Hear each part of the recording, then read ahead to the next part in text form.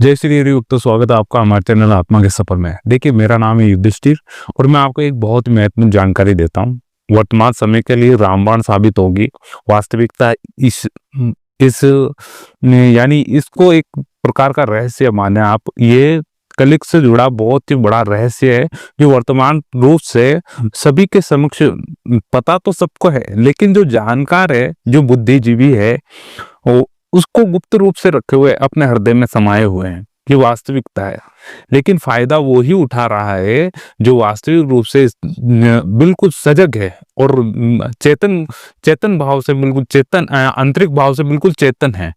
तो वो समझ पा रहा है इस चीज को। अब क्या चीज की बात हो रही है, ध्यान रखे। देखिए, ये जो समय है ये गतिशील है। खास तौर पे आज का समय, वर्तमान समय, सुख सुविधाएं हर प्रकार से परिपूर्ण रूप से मानव के पास है। प्रत्येक चीज है, किसी भी चीज का कोई अभाव नहीं है, किसी भी चीज का कोई अभाव नहीं। काफी सारी चीजें एडवांस रूप से आ चुकी है। इससे क्या हुआ कि मनुष्य के पास हर एक चीज को समय देने के लिए परिपूर्ण रूप से समय नहीं है। इसलिए समय की यानी समय का अभाव हो गया उसके पास, अब बिल्कुल समय नहीं रहा। अब देखिए, ऐसी ऐसी दिनचर्या में मनुष्य का समय बहुत तेजी से निकल रहा है। व्यर्थ के कामों में भी और कुछ कार्य कर रहे हैं, आर्थिक व्यवस्था संभाले हुए, तो उन कार्यों में भी बहुत तेजी से समय निकल रहा है। अब देखिए, आपको आध्यात्मिक मार्ग में आगे तक जाना है, परमात्मा के मार्ग में आगे तक जाना है, तो वास्तविक रूप से एक चीज को आपको पकड़ना पड़ेगा। वो इतना इंपॉर्टेंट है कि आप प्रत्येक कार्य छोड़ दें या फिर कुछ भी कार्य छोड़ दें, लेकिन उस चीज को छोड़े नहीं। वो चीज होना बहुत आवश्यक है। वो क्या है? वो है परमात्मा के नाम का स्मरण, भगवान के नाम का स्मरण। अब भगवान का नाम कौन सा ले भाई? राम ले, हरि ले, कृष्ण ले, माता राधा रानी का ले, किसका ले? देखिए, जिसमें आपकी श्रद्धा बहुत अटूट हो, जिसमें आपकी श्रद्धा बहुत अटूट हो, आपका विश्वास ऐसा दृढ़ है, ऐसा हौसला बनाओ, लेकिन भगवान की ले जो प्रकट रूप से प्रकट हुए है ना, जैसे श्री कृष्ण भगवान, राम भगवान, ये प्रकट हुए हैं। ये आपके जैसे कि भगवान विष्णु के हजारों नाम है, जैसे विष्णु सहस्त्र नाम में हजारों नाम मिलते हैं, है ना, हजारों नाम। तो कोई भी एक नाम पकड़ कर आप उस नाम के पीछे दौड़े, उस नाम को रगड़े, है ना। जैसे कि देखिए, कोई भी चीज व्यर्थ नहीं जाती संसार में। कोई भी नाम ले, और अगर आपको उसका जैसे कि उसकी पहचान करनी है तो क्या करे? उसका अभ्यास करे, निरंतरता से अभ्यास करे। अभ्यास ही एक ऐसा मार्ग है जो आपको आगे तक ले जा सकता है, आपके ही बलबूते, किसी और नहीं। आपको ही अपने आप पर ध्यान रखना पड़ेगा। सर्वप्रथम आपको स्वयं को जानना पड़ेगा, तत्पश्चात आप भगवान को जान पाएंगे, है ना, उस नाम को जान पाएंगे। इसलिए दृढ़ होकर आपके भीतर जो विश्वास है, उस विश्वास को दृढ़ करके आप इस मार्ग पे चलेंगे, तब काम बैठेगा, अन्यथा नहीं। विश्वास जितना आप अपने पर रखेंगे, उससे कई अधिक गुना आपको उस नाम पर होना चाहिए। यानी देखिए, पहली बात यह है, जो स्वयं पर विश्वास रखता है, स्वयं की काबिलियत पर विश्वास रखता है, तो जाहिर सी बात है वो भगवान के नाम पर कभी भी अविश्वास नहीं जताएगा, अर्थात कभी भी वे उनके नाम पर संदेह नहीं करेगा। तो ये बहुत महत्वपूर्ण चीज है। अब दूसरी चीज कि जब आपने चयन कर लिया, नाम का चयन कर लिया, इस मार्ग पे चलने का चयन कर लिया कि अब चलना है, फिर क्या करना है? फिर आपको चलते रहना है, चलते रहना, चलते रहना, चलते रहना, चलते रहना। किसी भी चीज को अंतर नहीं लाना है, किसी भी प्रकार का प्रश्न नहीं उठाना है नाम के प्रति, किसी भी तरह का कि नहीं मैं तो इतने लंबे समय से कर रहा हूँ, कुछ हो नहीं रहा, ऐसे कर रहा हूँ, कुछ हो नहीं रहा। कोई भावना लेके नहीं, कोई इच्छा लेके नहीं इस मार्ग पे बढ़े। ये पहले ही मैं बताता हूँ आपको। ये नहीं ले कि नहीं मुझको ये चीज चाहिए, मुझको सांसारिक मार्ग में उन्नति चाहिए, मुझको धन वैभव खूब चाहिए, रखे नहीं।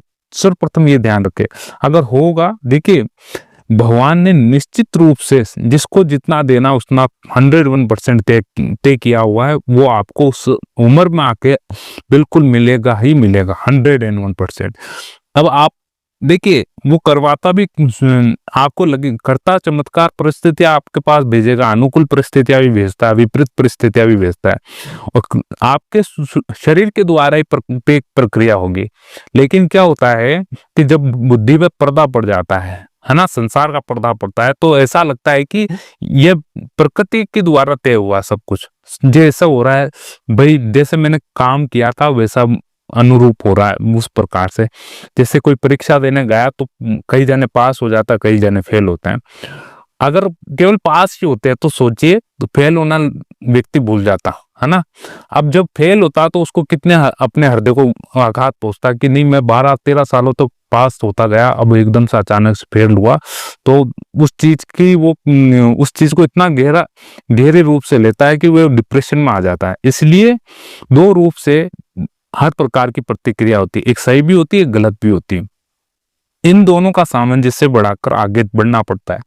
अब देखिए, निरंतरता से मार्ग में आगे चलते रहे और एक मार्ग, केवल और केवल एक नाम का स्मरण आपके भीतर रहना ही चाहिए। नाम का स्मरण, गुरु के नाम का, देखिए नाम का में नाम और ये गुरु मंत्र जिसने धारण किया है उसको कभी भी नहीं, उसको आंख बंद करके केवल रटे जाए और जैसे गुरु भगवान ने विधि बताई है या फिर उस प्रकार से करें, अन्यथा उसका भीतर स्मरण होना चाहिए, निरंतरता से होना चाहिए। ये मेरा मानना है विशेष रूप से। जैसे कि गुरु ने आपको वो वाक्य बता दिया, वो मंत्र बता दिया, तो मान लीजिए कि भगवान ने आपको इस मार्ग से, इस अंधियारे मार्ग से निकलने का एक मार्ग बता दिया, उसकी कुंजी आपको हाथ में दे दी, उसकी चाबी आपके हाथ में दे दी, किस पर चलना है और चल के वहां तक जाना है जहां पर वो दरवाजा है, वहां पर जाके ये चाबी हाथ में खोल लेना, बस जितना करना है। और चलना किसको पड़ेगा? आपको स्वयं को पड़ेगा। ये चीज ध्यान रखिए, किसको चलना पड़ेगा? केवल स्वयं को चलना पड़ेगा। यहाँ पर आप किसी भी प्रकार का कुछ संदेह वाला ऑब्जेक्शन ना उठाएं कि भगवान ने मेरे साथ ऐसा कर दिया वैसा। कर्म प्रधान है, कर्म जैसा करते रहेंगे वैसा आपके अनुरूप मिलता रहेगा, जैसा प्रारब्ध है। अगर आपके पिछले जन्मों का जो पाप पुण्य का ऐसा संघर्ष चलता आ रहा है जिसमें पाप बहुत अधिक संग्रहित हो गया, तो आपका प्रारब्ध उसी प्रकार से बनेगा। आज प्रारब्ध उसी प्रकार से बनकर आपको मनुष्य जीवन मिलता है, फिर आपके दुख और सुख आपके जीवन में आते रहते हैं। अगर अधिक से अधिक पाप, घृणित पाप आपने किए अपने अगले जन्मों में, तो सोचे आपका ये जीवन बहुत ही दुखमय होगा, आपको बहुत स्ट्रगल करना पड़ेगा, काफी सारे दुख देखने पड़ेंगे। अब काफी लोग पूछेंगे कि प्रारब्ध का नाश कैसे करें, मिटाए कैसे ऐसे बुरे प्रारब्ध को, जो हमारी जानकारी में नहीं है वर्तमान स्वरूप में, कि हम तो अब इतने अच्छे तरह से रह रहे हैं, कई अच्छे काम कर रहे हैं, कई सेवाओं के काम कर रहे हैं। देखिए सबसे बड़ा यही है कि आपको निमित्त किसी की सेवा आ जाए, बहुत सेवा कीजिए, बहुत सेवा कीजिए। मनुष्य जीवन मिला है सेवा करने के लिए। सबसे बड़ी बात मैं बता रहा हूँ आपको, ये एक प्रकार से गुप्त मंत्र मैं आपको दे रहा हूँ, ये हकीकत बात है। अगर आपको अपना प्रारब्ध मिटाना है, पूर्ण रूप से मिटाना, गलित करना है, एकदम नाश करना है, तो सेवा के कार्य कीजिए। सेवा जहां पर आपको लगता है भाई जरूरत है, वहां पर आंख मीच के आप सेवा कर दीजिए, किसी भी प्रकार से, आपसे केवल जितना आपसे हो सके उतना। ऐसा नहीं कि भाई आपने कोई कर्जा उठा ले फिर उसकी सेवा कर, ऐसा नहीं। जितना आप में सामर्थ्य उतना आपको करना पड़ेगा। ये सेवा होती है, चाहे आप शारीरिक रूप से कर रहे हैं, चाहे आप मेंटली रूप से कर रहे हैं, चाहे आप उसको आर्थिक सहयोग दे रहे हैं, ये चीजें होती हैं। शारीरिक रूप से कर रहे हैं तो बहुत अच्छा, आर्थिक रूप से कर रहे हैं वो भी बहुत अच्छा। आपको सोचना है कि सेवा का मौका कहाँ है। जैसे कि आपने प्रार्थना की मंदिर में, हे भगवान कुछ भी हो, तो यहाँ पर आपको एक काम जरूर करना है कि भगवान से आपको ये मांगना है कि भगवान मुझको कुछ ना कुछ सेवा का कार्य दे दे, है ना। क्या मांगना है? कि कुछ ना कुछ सेवा का कार्य करें। देखिए अब इससे होता क्या है, ये ध्यान रखे कि अगर आपके निमित्त कोई सेवा बने, उसको निस्वार्थ भाव से कर दे आप। निस्वार्थ यानी उसमें किसी प्रकार का स्वार्थ, अपनी इच्छा मत रखे, अपनी मनोकामना मत रखे कि यार ये अच्छा काम कर रहा हूँ, मैं किसी को 2 रोटी दे रहा हूँ, 2 पैसा दे रहा हूँ, तो इस आने वाले टाइम में मेरा अच्छा होगा, ऐसा भी मत सोचे। आप बस निस्वार्थ मन, उसमें जो भगवान देना चाहेगा दे देगा। क्या पता भगवान भाई 5 लाख लेके बैठा हो के आपके लिए और आपने 250 रुपए मांग लिए, तो ऐसा कुछ भी मत मांगे कि भगवान आपकी सेवा आपके चरणों में अर्पित है। बस इतना आप मन में भावना रख के और कर दीजिए वो काम, जो भी आप काम। देखिए इसका जो परिणाम होता है बहुत ही सुंदर होगा, बहुत आप मान के देखिए, इसमें आपको किसी प्रकार का फिर आप उसमें दोष ही नहीं ढूंढ पाएंगे सर्वप्रथम कि हाँ नहीं इसमें कमी रह गई, इस प्रकार से होंगे, ऐसा कुछ भी नहीं होने वाला। तो सर्वप्रथम प्रारब्ध को किस प्रकार से खत्म किया जा सकता है, ये मैंने आपको बताया कि ये हो सकता है, ये मार्ग बहुत अच्छा है, सेवा का मार्ग। लेकिन देखिए एक चीज आप आवश्यक रूप से ध्यान रखें, सेवा वही कर सकता है जो भाई चयनित हुआ है ना, जिसका चयन हुआ है। और चयन किसका होता है? जो काबिल है। ये आप आवश्यक रूप से ध्यान रखे हैं। ऐसा नहीं कि हर किसी को भाई सेवा का अवसर मिल गया, कि ये नहीं, किसी को भी नहीं मिलता, ऐसे नहीं मिलता है भाई। जो चयन किया जाता है, जिस चीज में जिसका चयन होता है, तो उसको पहले परखा जाता है परिपूर्ण रूप से परखा जाएगा, एक एक कसौटी पे खरा उतरता है कि नहीं उतरता है। फिर वो भगवान फिर देख लेते हैं कि नहीं अब ये इस काबिल हो गया, तत्पश्चात आपको सेवा मिलती है उसमें। ये आप आवश्यक रूप से ध्यान रखना। ये जो मैं बता रहा हूँ आपको, तो बिल्कुल सोच समझ के मैं बता रहा हूँ, बहुत ही सोच समझ के बता रहा हूँ, ये मान के रखिए आप। इसलिए आप केवल और केवल अपना जो कार्य करते हैं निस्वार्थ भाव से करें, सेवा निस्वार्थ भाव से करें, और प्रभु का स्मरण करते रहे, बारंबार स्मरण करते रहे। कैसे स्मरण? कि प्रभु मैं आपको नहीं भूलूं, किसी भी प्रकार से नहीं भूलूं। आप हर तरफ आपका दृश्य मुझे होता रहे। अब अचिंत्य है, चारों तरफ आपका ही दृश्य है। प्रभु आपका स्मरण सदा सर्वदेव मेरे भीतर चलता रहे, एक ज्योत जगमगाती रहे, जो नियमित रूप से मेरे भीतर आपका स्मरण बारंबार प्रकट करती रहे।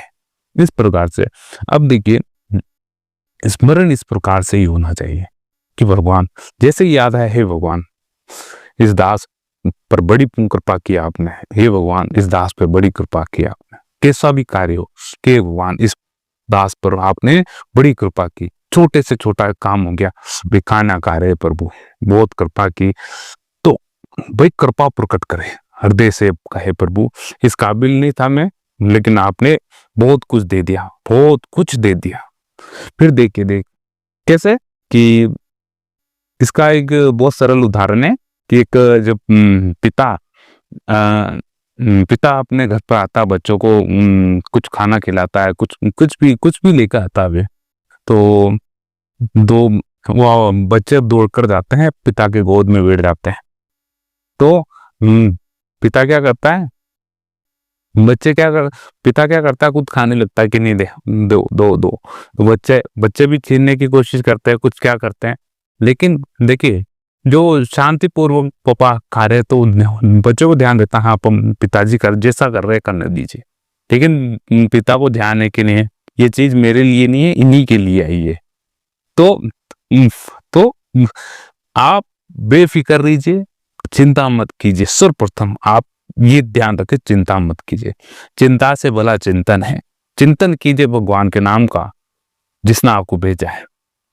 सब चीजें जो आपके भीतर समाहित है, आपकी जो वासनाएं हैं, आपकी जो चीजें पाने की इच्छाएं हैं, लालसाएं हैं, वो सब पूर्ण हो सकती है। लेकिन चिंता ना करें, भगवान ने अपने लिए नहीं निर्मित किया है ना, संसार अपने लिए नहीं, वो आप अपने लिए, यानी मनुष्यों के लिए, आपकी सुख सुविधा, आपका जीवन सरल हो जाए। देखिए क्या हुआ, अब देखिए आपको मैं एक बिल्कुल सरल चीज बताता हूँ, जिससे बिल्कुल सीधा मालूम चल जाएगा।